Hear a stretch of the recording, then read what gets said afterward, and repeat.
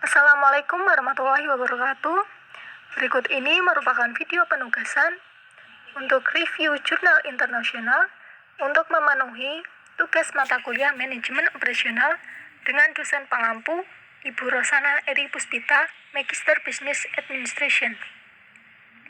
Kami dari kelompok 9 kelas MBS 4C dengan anggota saya sendiri Siti Nurjana, NIM 117, Agilia Triski, NIM 118, Firda Wais, NIM 119, dan Denny Hermawan, NIM 120.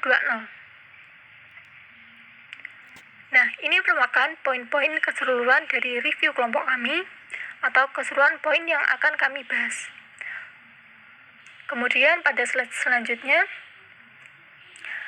nah ini judul dari artikel ini yaitu JIT Production, JIT Supply and Performance Investigating the Moderating Effects, atau produksi JIT, pasokan dan kinerja JIT untuk menyelidiki efek moderasi dengan volume 112 nomor 3 tahun 2012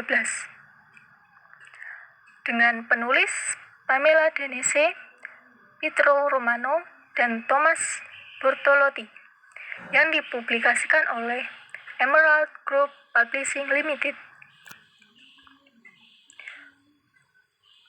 Latar belakang dari penulisan ini yaitu adanya intensifikasi persaingan global dan krisis yang mengakibatkan memaksa pengusaha melakukan pengurangan biaya tanpa adanya pengorbanan kepuasan pelanggan,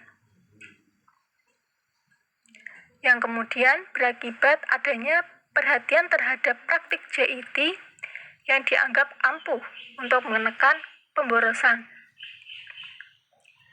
yang kemudian diharap tujuan dari penelitian ini guna meninjau apakah praktik pasukan JIT berhubungan dengan praktik produksi JIT dengan secara positif memoderasi hubungan antara produksi JIT dan kinerja pengiriman.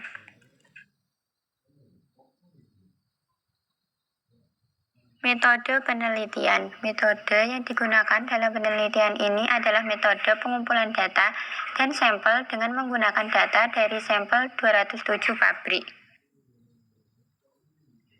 Pembahasan dalam beberapa kasus JIT didefinisikan sebagai filosofi manajerial atau manufaktur, sementara yang lain lebih suka untuk mengoperasionalkannya dalam hal praktik dan teknik yang menerapkan dan mendukung filosofi Lean.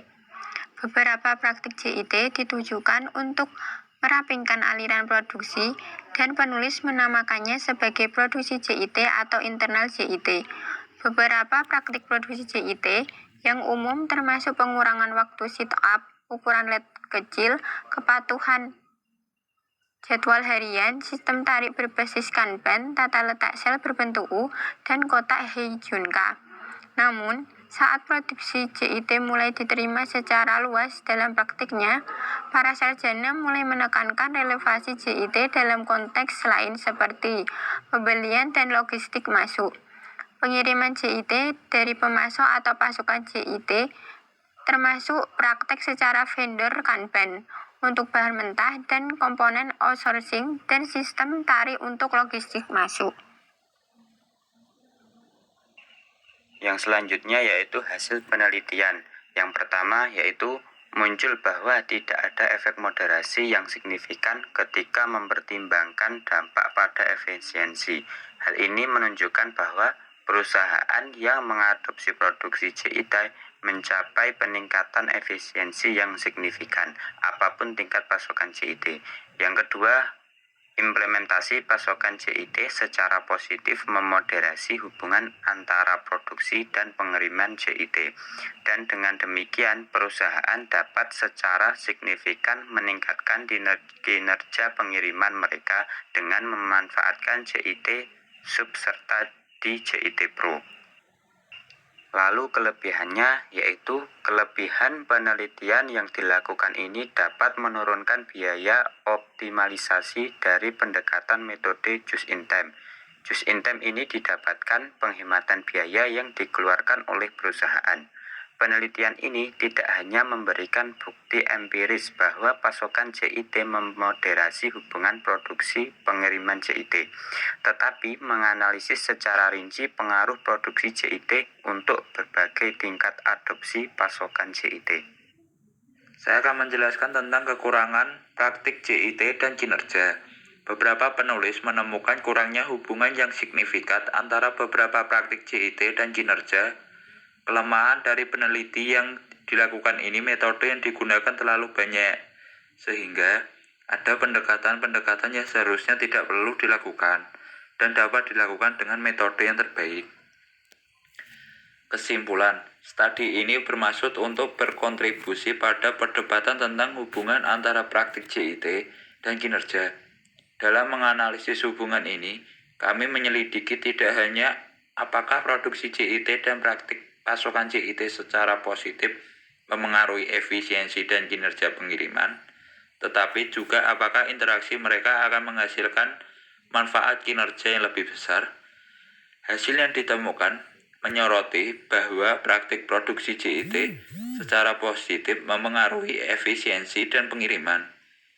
Sebaliknya, penerapan praktik suplai JIT secara positif memoderasi hubungan antara produksi dan pengiriman JIT, sedangkan tidak ada efek moderasi yang signifikan ketika mempertimbangkan dampak pada efisiensi. Juga tampak bahwa peran suplai JIT sebagai moderator ada dua.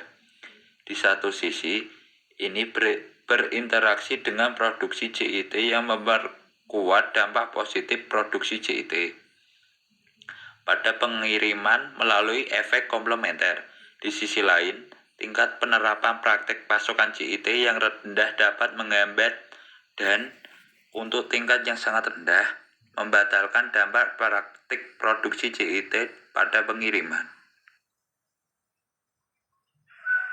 Cukup sekian penjelasan atau pembahasan review jurnal internasional yang dapat kami sampaikan. Kurang lebihnya mohon maaf. Wassalamualaikum warahmatullahi wabarakatuh.